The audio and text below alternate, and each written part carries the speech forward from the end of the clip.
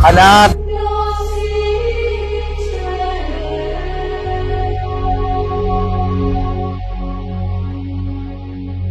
Alam mo bang malaking kasalanan yung ginawa mo ngayon?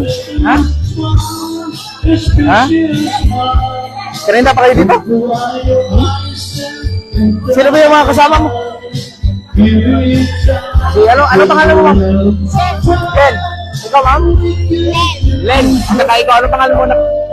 Ha? Louis.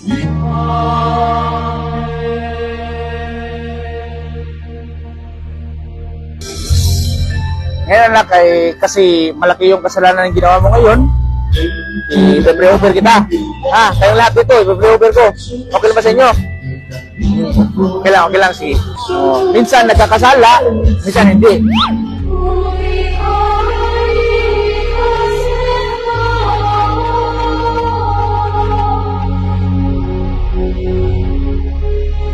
Magiging mabuti yung relasyon nyo, magiging healthy in the future. At saka, alam ko naman anak na magiging mabuti yung ama. Maraming salamat sa inyo mga anak. Aalis na ako, ha? Huwag kang pakabait ka dito anak, ha?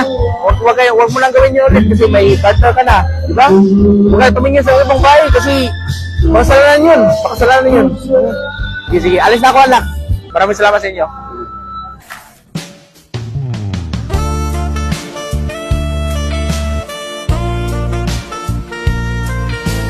Di ba anak? Kakasabi ko lang sa iyo anak.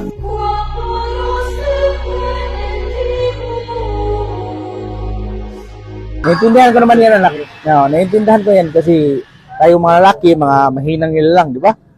Naiintindihan ko na yan. Sana nga anak na wag kang pag may dumaan na talagang babae dito, pipikit ka na lang. Ha? Pikit ka na lang. Para para likayan natin. Sige, maraming salamat anak. Nakalimutan ko kasi dito talaga ako dadaan. Kaya bumalik ako. Sige. Alis na ako anak. Maraming salamat ha. Sige, walang problema yan. Sige. Ma'am Len, Ma'am Jen.